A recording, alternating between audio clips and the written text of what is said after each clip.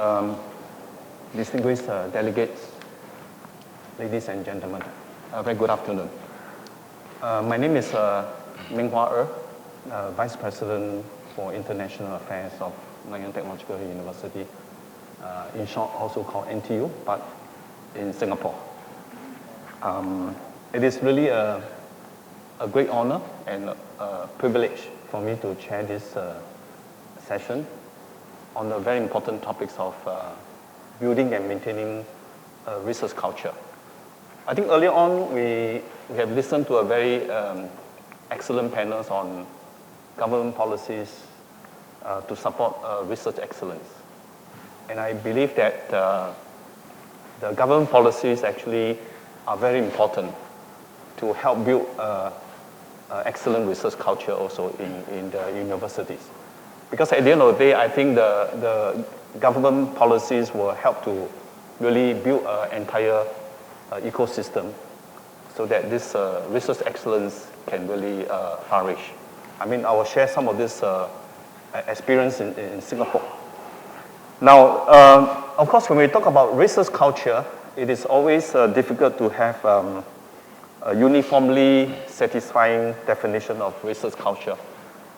But when it's characterized at the institutional level, a research culture provides a support context in which research is uniformly expected, discussed, produced, valued, and also recognized in the system.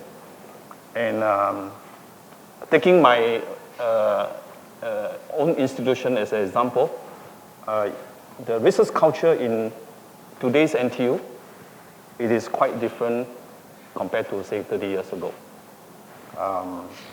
In today's NTU, research productivity is now considered important for hiring and also for promotion of individual faculty members. And NTU's rapid rise in the World University rankings is also closely connected to this research productivity. But I think more importantly, I think earlier on, Professor Shin also talked about university reform in KAIST within the fourth industrial revolution. I think this interplays of education, research, and innovation. I think these are three very important pillars for university in this knowledge-based economy. And I think you find that government worldwide actually see them as vital resources of new knowledge and innovative thinking, as providers of skilled personnel, as contribution to innovation. I think this whole space about how university can contribute to innovation is a very important topic. And as attractors of international talents, I think here we talk about talent attraction and retention, and also business investment to the country and regional kind of setting. And also contribution to the social and cultural vitality. I think these are some of the very important functions that universities, modern universities, need to play in this, in order to build this knowledge-based economy. Now, so within the knowledge triangle of education, research, and innovation, what are some of the strategies and best practices that we need to do in order to build this research culture? And here we have three eminent panelists with very diverse background from South Korea, from Saudi Arabia, and also from Taiwan, to share with us their perspective. I will also try to contribute a part by sharing NTU experience in Singapore later on. So, so the three panelists are Professor Bae from Daegu Kyungbu Institute of Science and Technology, in short called DGIST, and Professor Habib Fardoun. Actually, he's the director of Observatory Center for Academic Standards and Excellence of King Abdulaziz University in short KAU, and also Professor Yuli Liu, the Dean of the Office of Research and Development of National Chengchi University, in short NCCU. Now, I myself from NTU, so NTU is actually also a young university. In fact, we started off as a teaching college when I joined the university something like 32 years ago. And today it is actually a research-intensive university. So I think all of us will have some kind of experiences to share in this panel. So I'd like to begin with by inviting Professor Bae. Maybe I just call you Yong Chang. Yes, please call me Yong, please. Because DGIST is actually a very young university, and I know that it was started off as a research institute. That's right. And now it's actually moving towards becoming a science and technology kind of university. Yeah. So, Yong, maybe you can just share with us the DGIST experience. Sure. Thank you for introducing me, Dr. And I'd like to express my deep thanks to persons concerned for preparing this fantastic summit in Taichung. And I'm very happy to have an opportunity to introduce DGIST in Korea. And I have 4 slides because I think it is more understandable and to give just talk only. So let me have a first slide. Is it just? Yeah. It's good. Yeah. Okay, that's fine. Okay. Yeah, I cannot see over here. Okay. Okay. The first slide represents collaboration research culture in DGIST. Actually, it's the one and only institution in Korea where a university and a research institute coexist in Korea. DGIST has been a national leading model of academia and research cooperation. Through close collaboration between our undergraduate, graduate school, and the Convergence Research Institute, we connect basic and fundamental research with applied and translational research. And as you see the slide, DGIST is basically composed of the single unified undergraduate school with no majors. And we have 6 interdisciplinary majors in the graduate school and 11 research centers and 4 research groups under the research institute and 2 government-funded research institutes affiliated to DGIST. There are the Korea Brain Research Center and Center for Plant Aging Research, IBS, which is the Institute of Basic Science.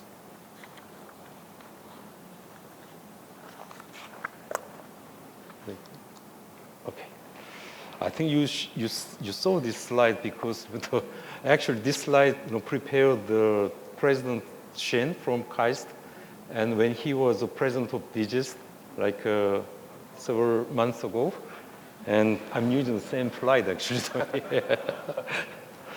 And this slide, I'd like to introduce our undergraduate program shortly. And it is the era of convergence in the 21st century, science and technology. Discoveries and inventions emerge from the interface with different fields. And in this sense, they just have proactively implemented the single unified undergraduate school and the undergraduate exclusive teaching faculty system. And students experience concentrated education in basic science and engineering for freshman and sophomore year with humanities, leadership, and entrepreneurship education. And junior and senior students, they strengthen their collaborative capabilities through UGRP. That means the undergraduate group research program, advancing their knowledge from previously learned subjects. And we have a next slide. And this slide represents the R&D culture in DGIST. And in terms of the advanced research environment, securing able personnel would be one important factor for the competitiveness, as the only institution where academic and R&D divisions coexist.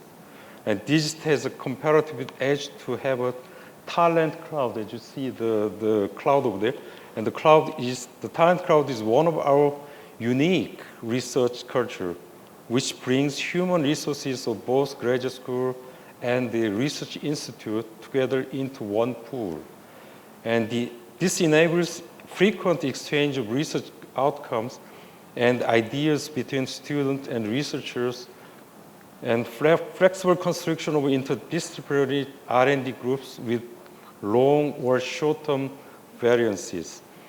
Our global research groups in particular, such as the joint micro-robot and research centers with ETH Zurich in Switzerland, and joint emerging materials research center with the Lawrence Berkeley National Laboratory, have been allowed us to carry out various new interdisciplinary projects and collaboration with world top researchers and talents, expanding those high competitive talent pools.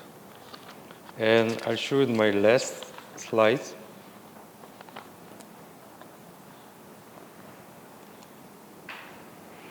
Okay, as shown in this slide, we have 6 strategic focus research areas called Mira Brain, and those are emerging materials and information and communication technology, and medical robots, and green energy, and brain and cognitive sciences, and new biology.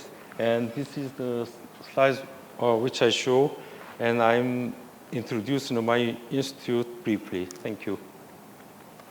Thank you. Okay, thank you. May I ask a question also about, because sure. Yeah. for DGIST, I think it was started off as a research institute.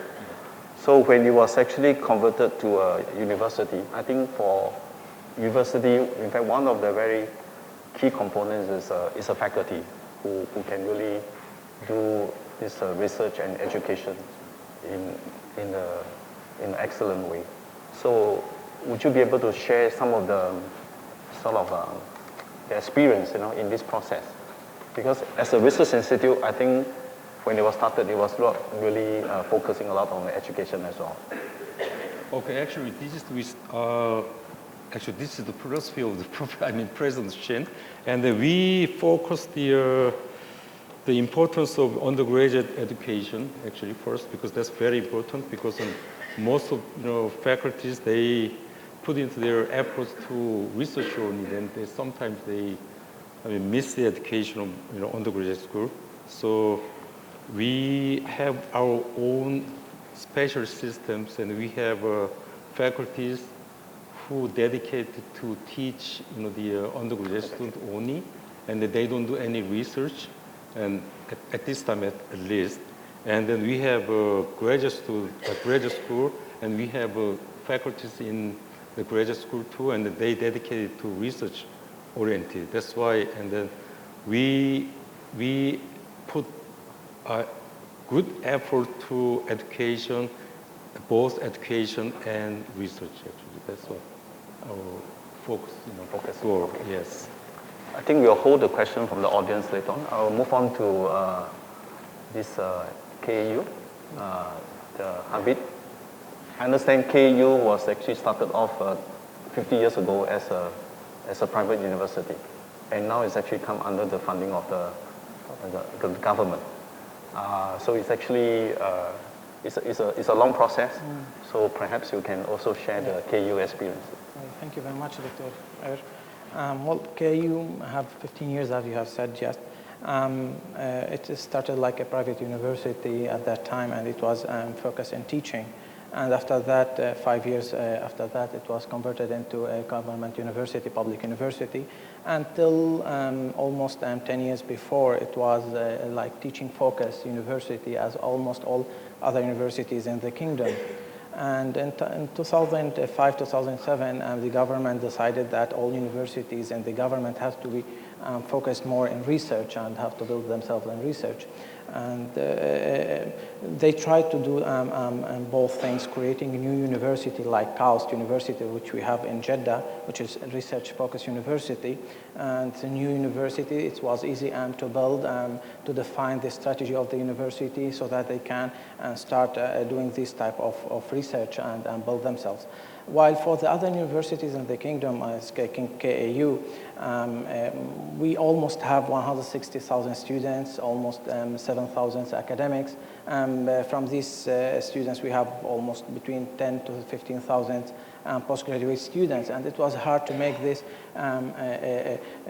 convert them in researchers like directly, and it takes from us several stages till we find these solutions or almost start to resolve these points. It was fine for us that we have the government support from one side and the industry interest in developing new solutions and products for them. And for the researchers, we tried to educate them since beginning how to start doing research. The first stage at KAU, it took almost 5 years, and from 2007 to 2012, it was like just focusing on doing research, asking these academics and trying to provide them all the needed funds, projects, and so on, and trying to communicate them with industry. But even with all this support, it was hard to make this move till we start making this international collaboration. Understanding the exact disciplines that we are good in at the university, understanding the market or workforce market needs that we have in the kingdom, and try to create this relationship between them.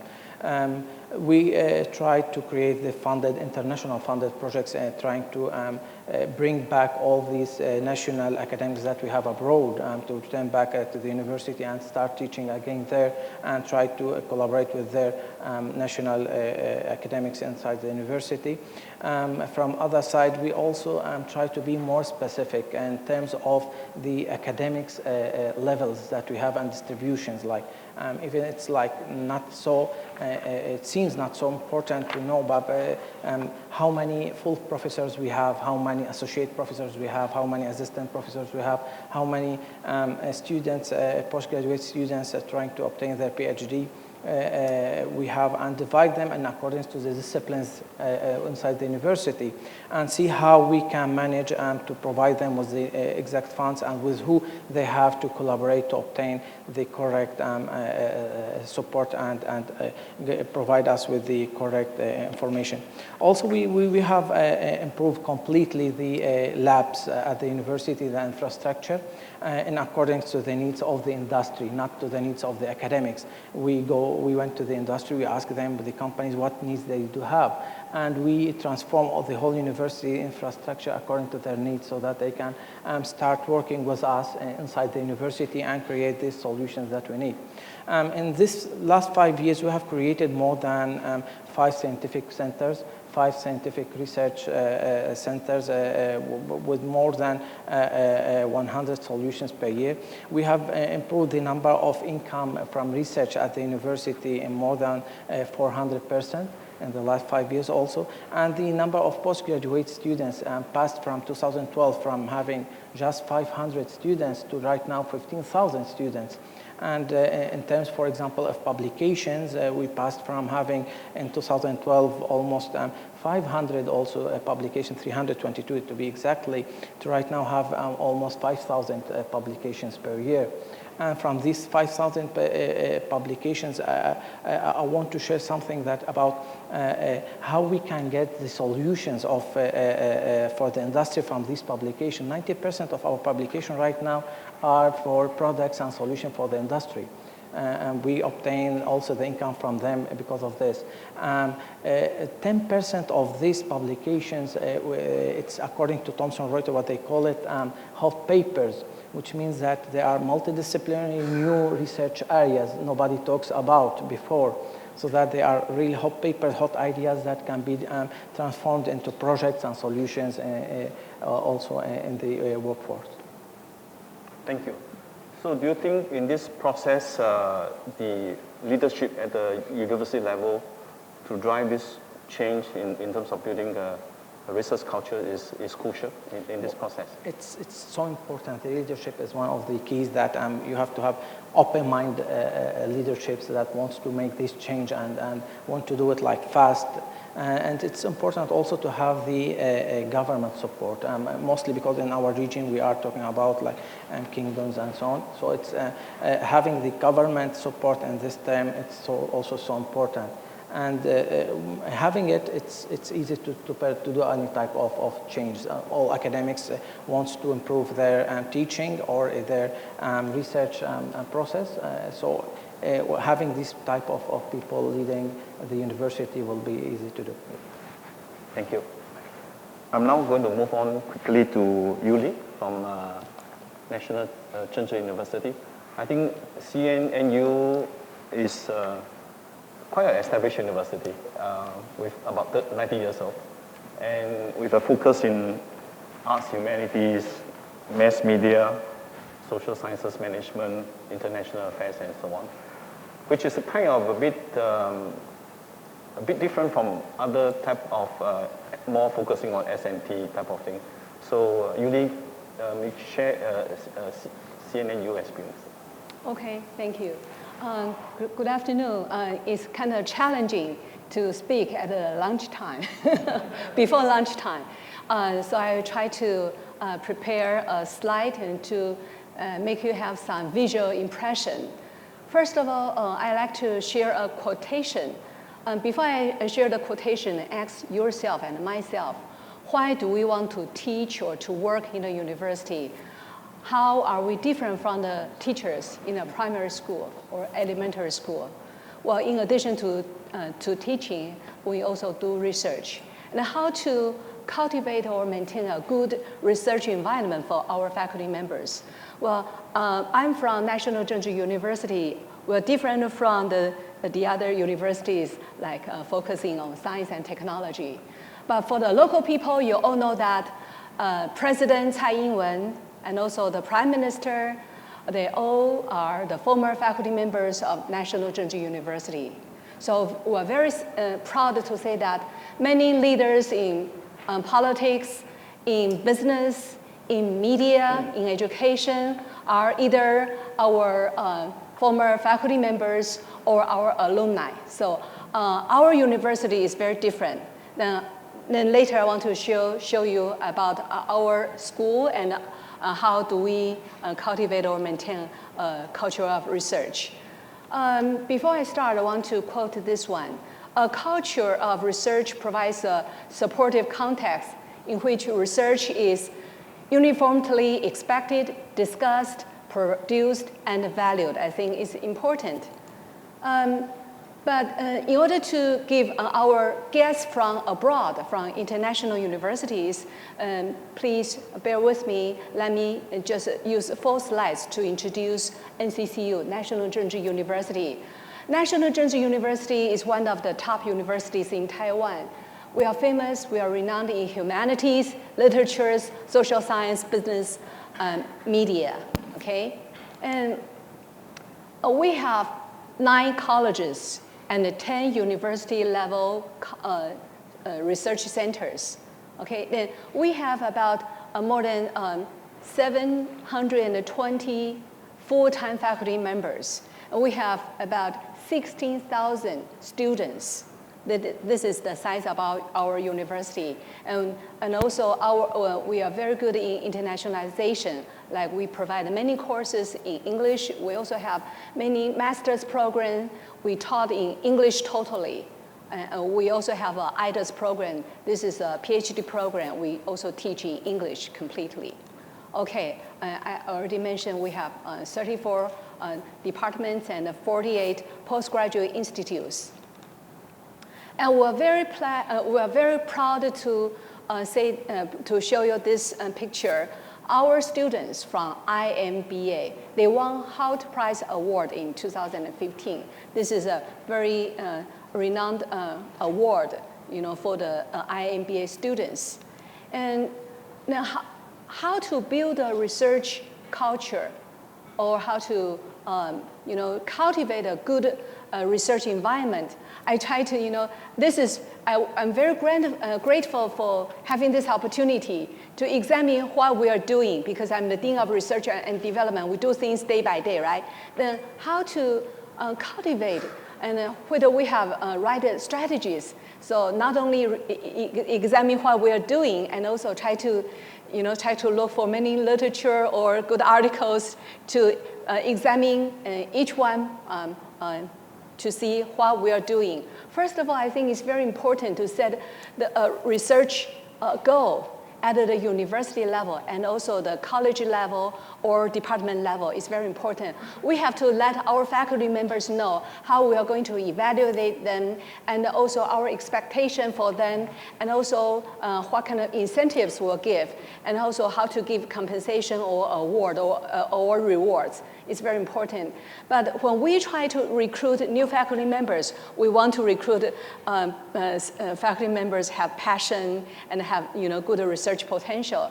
And so the president of my university, President Zhao, encourage all the deans when they're trying to recruit new faculty members, they have to look around, not only local and also internationally, and to give some money to the deans to travel or to do to publicize about the information.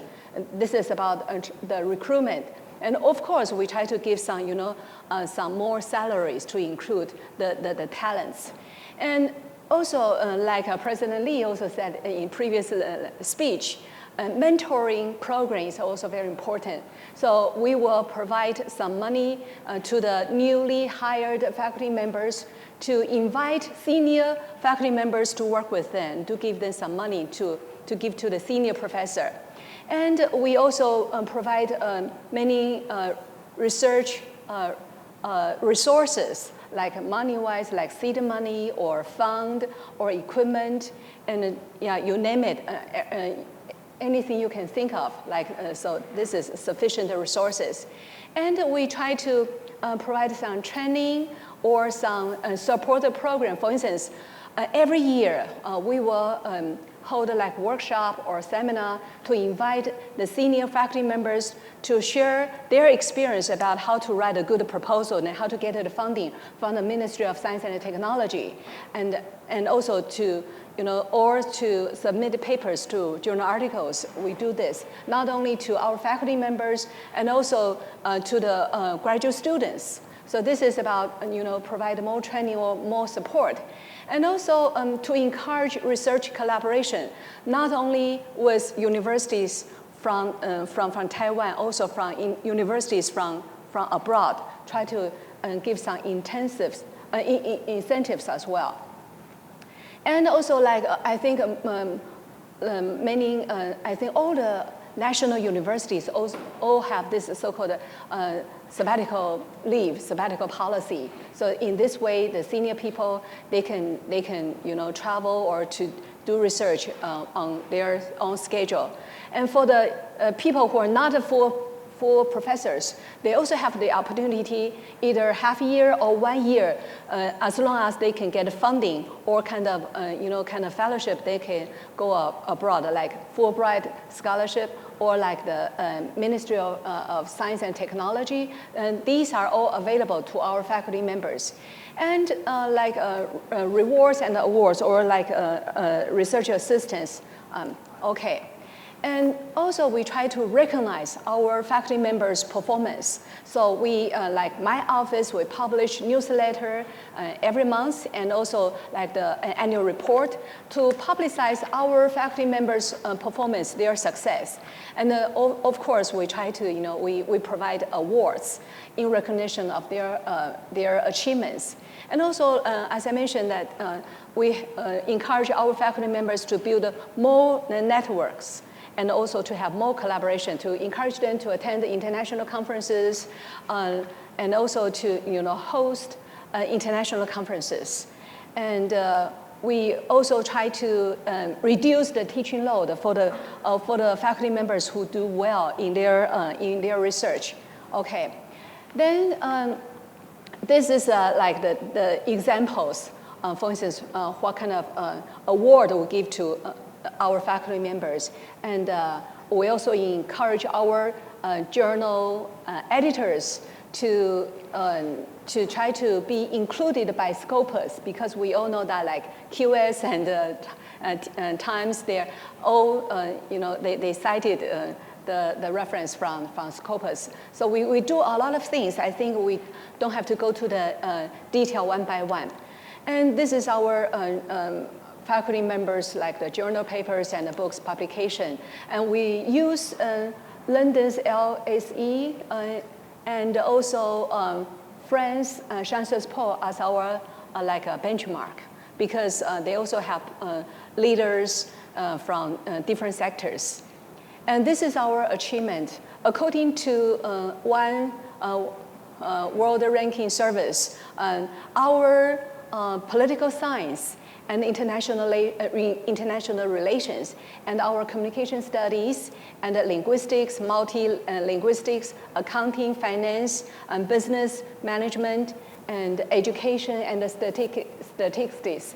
We do very well in a subject ranking.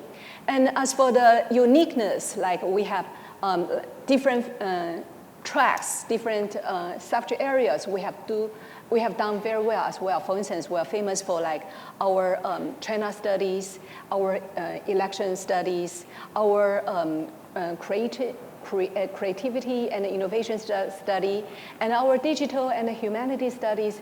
And the most recent one is FinTech. Our FinTech is become very famous, and like University of Cambridge and Stanford University already have MOU or kind of collaboration with this study group. And we also have other very unique study areas, such as religions, okay, Aboriginal studies, and mind, brain, and other research area. This is to show our ranking in the different subject areas. Then I want to just give you a very quick impression about what we're doing in the different field, like cross-strait relationship and the China study and the election study. Our election center is very famous, not only for political science. Even people, in different areas, they rely upon our election study very much. So this is very distinguished research center. And also like a creativity and innovation study, and humanity research. And this one, we have so many faculties joined in this research center. Like 61 faculty members, they are from 7 colleges, and 10 groups, 10 labs under this humanity study. So we have done very well in this area as well. And as I also mentioned, like FinTech research. And this research center started in November last year. Only a few months, we grow very fast. We already have 9 labs for FinTech. And as I said, many well-known research centers like to establish ties with us. And also because the leader of this group is Professor Wang. She used to be the government official, and she led some projects, and so she has very good networks and a good experience. And also, as I mentioned about like our Chinese modern history and also Aboriginal studies. We have also a very great collection about Chiang Kai-shek, and also like the famous libraries around the world have our collections. Okay. And also religion study, I already mentioned. Then now I want to talk about the challenges we're facing. It's amazing, our subject areas, we have done very well, like 2 subject areas we are like between 51 to 100, or some is like 100 to 50, or some is 200. There are so many subject areas we have done very well. But overall, our ranking is low. Then what happened? Universities like us, we are like the liberal arts and humanities. The ranking is unfavorable on our side, okay? I asked many ranking services, this is a good opportunity. Can you think about how to measure universities like us? We focus on humanities and the social science, but we are really, really undervalued, under-evaluated by the system. So this is our great challenge. And also, currently, either the Ministry of Education or the Ministry of Science and Technology, the local government agencies, their standards, their kind of KPIs, they emphasize on patents. They emphasize on how do we commercialize our research. Then think about this. If you ask the university like LSE or Sciences Po, the standards are different, okay? So I really like to emphasize, think about, try to use different measure to look at universities like us. So, and we have done so much in these areas, and also we have contributed a lot to the society. We have great impact on the society. So we want to be treated equally by the world ranking system. Thank you. Thank you.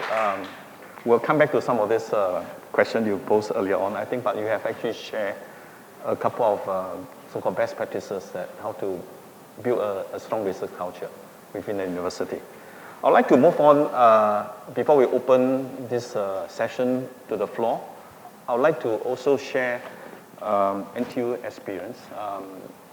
NTU is a young university with 26 years old.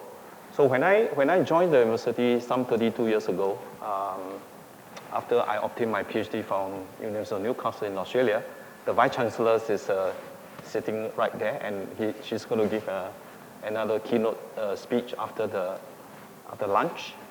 And at that time, really there was really, if you compare the research environment, the culture, it was not quite there, because at that time, NTI, Nanyang Technological Institute, was actually started as a teaching college.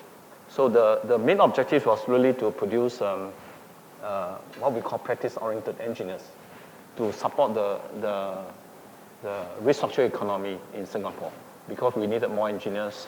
So we started off with free engineering school. But of course, when I joined the university, even though there was really no very strong research culture, but I was very passionate about doing my own research on myself, and I actually did some of my best work in that kind of environment as well. But of course, if you compare to what NTU is in today, is totally different.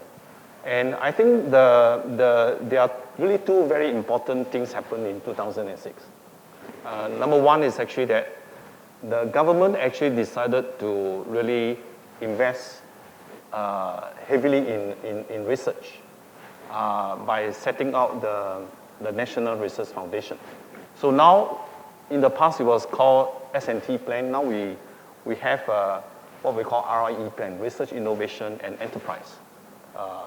Try to invest in research and innovation with a bigger objective of really trying to grow the economy. So this R&D investment is really looking into the future.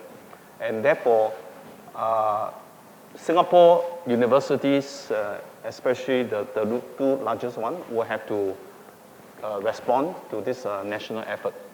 So in 2006, government decided to really grant autonomy to all the state-funded university. I think Professor Lee from China Medical University talked about this whole thing about flexibility and all that. So in 2006, we took the opportunity of the autonomy.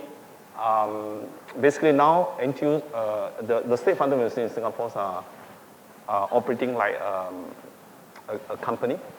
We corporatize, but with the main, government remain the main source of funding. In fact, at the operating budget level, 75% of the funding comes from the government, and tuition fees only account for 25%. So government remain the main source of funding, but I think the autonomy is really trying to give university a lot more latitude, because we talk about differentiation earlier on, also this whole thing about competition. So the autonomy really gives the university to be differentiated, to be differentiated. You do not need, for for example, engineering program in NTU need not to be same as the one in NUS. Right? So we took that opportunity to really reform and transform ourselves. So I'm going to show a couple of slides just to illustrate this very quickly. And could you turn on that slide? So in 2007, we implemented rigorous American university kind of model, the tenure clock process to the system. So, and in fact, we also reviewed the existing faculty. In fact, as a result of the review, about 20% of them did not get this additional extension of 10 years to the age of 65. So what it means actually, we do have a lot more vacancies than we can recruit higher kind of expectation type of faculty who have strong in research and education to join the university. And then we also introduced a lot of support systems, like what Yuli mentioned about mentoring, startup grants, a lot of help given to the faculty. So that's number one. So sometimes I told my junior faculty that, you know, your kind of support you have now is so much different from my time when I joined the NTI some 30 years ago. Now, the other thing that we have done is actually, next slide, is we use the opportunity to recruit some of the very best talented eminent scientists to also join the university. So the university is nothing more than people. My personal always believe that, you know, people is the most important. And we also have another scheme to try to attract some of the very best early stage faculty, next slide, to join us. And we have two schemes. One is actually funded by the National Research Foundation. Every year, NRF recruit 10 NRF fellow. Everyone receive $3 million US to support their research money. And the NRF fellow can select the university to be their host. And we are very honored that even those who are young university, 50% of them decided to join NTU. And then we have another scheme called NAP, also 10 a year, but funded by us. Everyone get $1 million US to support their research. Okay, and you look at their contribution. These are some of the faces. Next slide. You know, you look at the output they have actually contributed. You know, 36% of the highly cited paper, they are actually coming from this junior faculty, the excellent junior faculty. They only account for 5% of the overall faculty population. Okay, so my president is very proud that this is actually an investment for the university. Okay, the other thing that we have actually done is actually to create an environment where we can really collaborate with other universities. I think Professor Lee talked about that earlier on. We have actually developed 24 joint PhD programs, okay, with a couple of universities in Europe and US. So basically, students coming in, they are supervised by faculty from 2 universities, and they get 1 degree issued by 2 universities. So these are excellent ideas to really promote interaction and collaboration across university, across the border. And the other thing that we have actually done, these are some of our academic partners that I will not elaborate. And then the other thing that we have done is actually our government is actually very supportive in terms of promoting collaboration with industry. So we have this triple helix model. One example is actually the Rolls-Royce Corporate Lab. You know, we have a corporate lab on NTU campus. 75 million, 1/3 from the government, 1/3 from the company, and 1/3 from the university. So these are very good win-win kind of approaches to promote interaction, and then the outcome of the so-called research can be then used quickly by the company. And I think more important is actually through the process, the talented people like PhD students and so on, these are talented people that can be also recruited by the company and to continue through this research journey. I think this is really just an NTU experience, and I think I'd like to, perhaps at this juncture, maybe open the session to the floor, and anyone would like to raise any question, just identify yourself, and we do have about 15 minutes for us to talk about this. Yes, there's one here.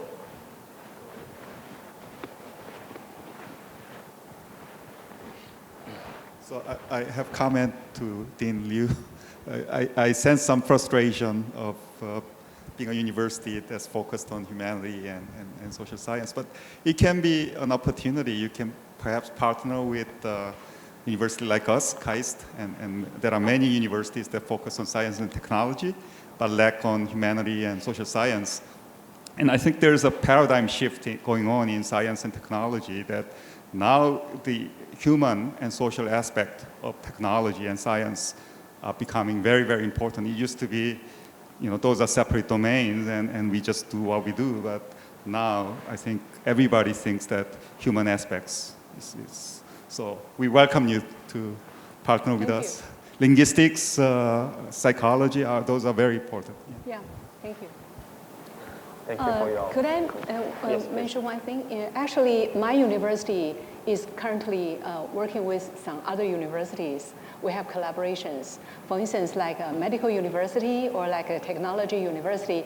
Even we also have like computer science, like information science. But in my university, the focus will be different. For instance, we have a program called digital content. This is a kind of cross-discipline. So people from information science and media.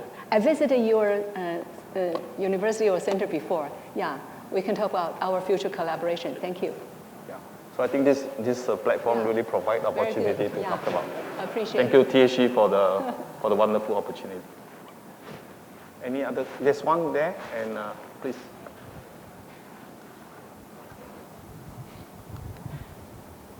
In the previous session, we talked about populism and provincial attitude of the people. I think humanities and social science should not be shrinking in the world, especially to build peace in the world.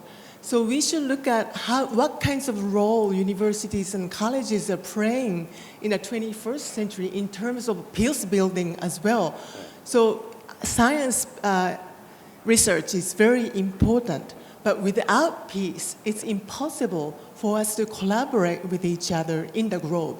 So we need to look at the ways in which university can play a role for that kind of purpose as well. So that's the point that I got from Professor Lee's viewpoint. Yes. Thank you.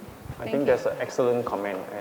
And early on, I think there was some discussion about the role of humanities in science and technology as well. Yeah. And I think besides really preparing the graduates, who are not just strong in SMT, STEM, but also with the humanities in the curriculum, I think this is the way to go. But even in terms of the research and science and technology kind of research, you find that the input, if you talk about human-machine interface, for example, that is actually very crucial. You try to build all this robot, right? Or even driverless car.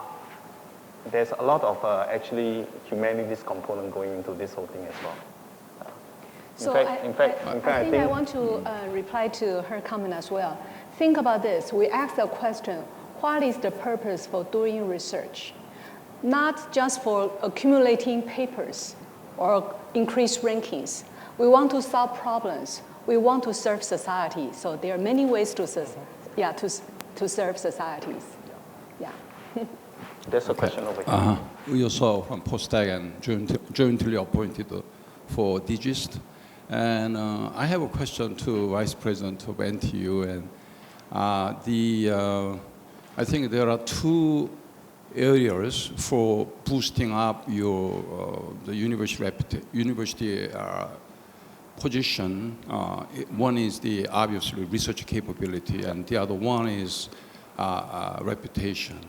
And then I have always emphasized that research is important. However, research should give impact on your reputation. It takes time. Yeah. So, but when I look at the NTU, I mean, NTU last 5 or 6 years, I think their international position has drastically upgraded from my point of view that, for example, that young university rankings, I think postdoc was higher than now NTU is higher. I understand that from your presentation, I mean, you have hired, good faculty and strong tenure implementation like that. But however, I has been wondering that how NTU, you raised your research capability. However, how I think last 5 years, your reputation has also gone up very quickly. What's the idea? I mean, your policy that the relationship between and the research capability and then the reputation. How NTU has improved research and then given much impact on your reputation. I mean, that's. Thank you for the question. I would say that the large part is actually coming from attracting some of the very best faculty, and then with a strong government support in research. Just to give you some idea, if you look at our NTU annualized research funding, in 2005, we only have 82 million annualized research money. As of today, our annualized research money is about close to 600 million Singapore dollars, annualized, over a period of 10 years. If you look at the research manpower that we have 1,700 faculty. A lot of them actually went through this new tenure clock system. And then we have another 2,800 researchers. These are the ones funded or recruited to work on the research project secured by our faculty. And in addition, we have additional 3,500 PhD students. In fact, our PhD students, as a percentage of the total university population, is more than 10%. We have about 33,000. We are still state-funded university, so we have a mission to really educate the undergraduate student to support the talented people for the nation. So we cannot run away from that. So it is quite a challenge to balance both the teaching, and research. So you look at our research manpower is like all in about 8,000. I mean, 1,700 faculty, 2,800 researchers, plus another 350 PhD students. And I think in this process, you find that, and then one of the things that we need to also talk about, this whole thing about balance. I think early on we also talk about balance, research and teaching. In our system, we emphasize both research and teaching equally important. So if you have excellent researchers and they do a lousy job in teaching, we don't give them promotion. We really mean it that way, okay? We really mean it. So you need to have a policy to really drive this through, And I think we are, in a way, I must say that we are quite blessed with the government support because the government is investing in research money. Just to give you some idea, our RIE plan for the next 5 years, 2016 to 2020, is 19 billion Singapore dollars for 5 years. Average is about 4 billion per year. Why government want to do that? I think it's really try to drive the economy. I think it's really investment to the future. And I think early on, feel that panel is actually, government policy is actually a very important one, And I think here, we really try to see whether we can build the ecosystem to support everything, right? So I think the reputation will come later on. I mean, this, at the end of the day, is actually, I would say, the research capability to be able to do that. And then we don't just work on publication, we also work closely with industry. And I think there's this element of translation is also very important. The translation of the research money that you invested in to be able to grow the economy. I'll stop it here. Any other, a few? Yes. You're going to answer some of the questions that on. Yeah, of course. Actually, just because I heard some incredulity and some jealous gasps there, could you just clarify that was 52 million Singapore dollars annualized research budget to 600 million? Is that right? That's how much it's changed. Annualized. 12 times the increase in. Compared to 80 million 10 years ago, 2005. Yeah. Wow, that's extraordinary. So money is quite significant in Nanyang's rise. I think Nanyang is the most rapidly rising university in the rankings and across the world, so it's an extraordinary story, but clearly money is very important. Yeah. speaking on the sort of resource side, I wouldn't mind putting Habib on the spot a little bit. King Abdulaziz obviously has resources to invest. It's got support from government. There was you have a policy of international collaboration, international partnership. There was a policy of obviously approaching leading scholars the same way that Nanyang did. But there was also some controversy around how much they truly engage with the university. Could you talk us a little bit about some of the more challenging aspects of trying to move rapidly into this area by building relationships quickly with star professors? Excellent question. Thank you very much. Yeah. Well, yes, please. Exactly, as Phil said, and you have done. We have in 2010, we at the university, and it was also the vision of almost all the government universities, to find all these distinguished academics around the world and see how we can attract them to the university to collaborate with us in building this research centers or research idea within the university. We have hired, I do remember this in numbers, in 2010, almost 300 international academics, distinguished researchers, or what they call it, highly cited researchers.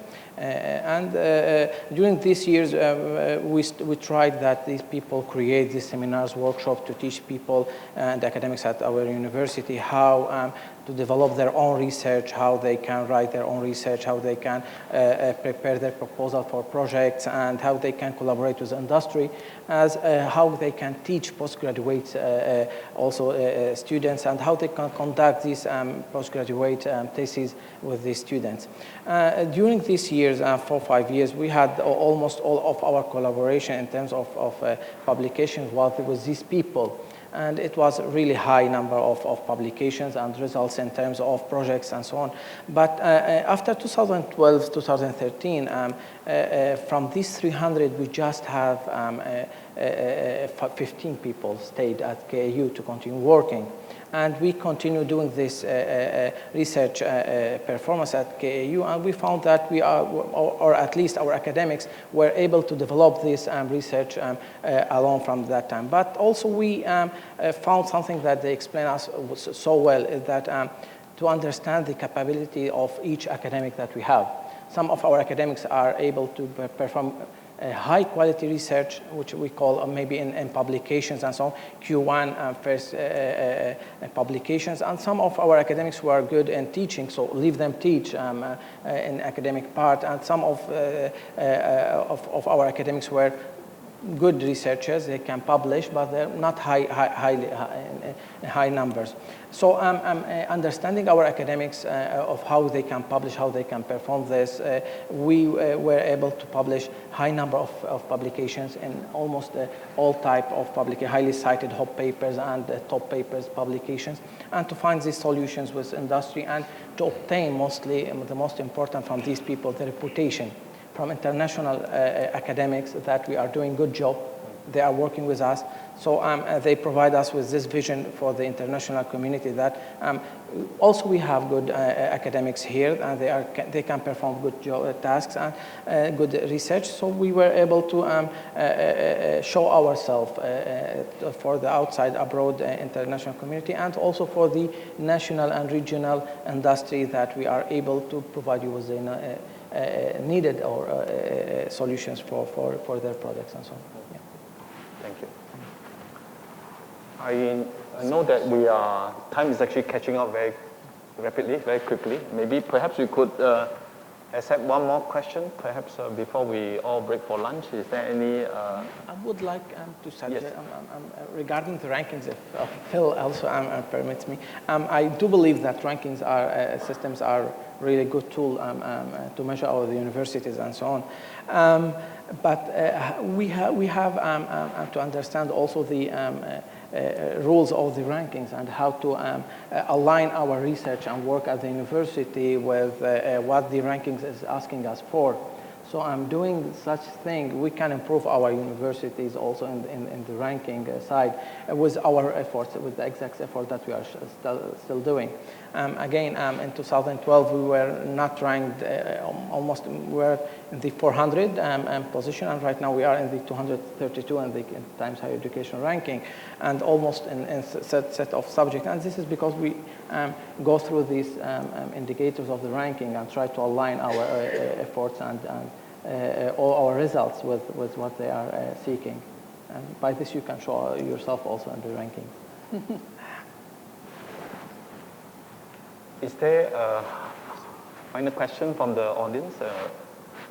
If not, then I would like to call this session to a close. I think we do have some very wonderful sharing this morning, or rather this afternoon, about how to build research culture.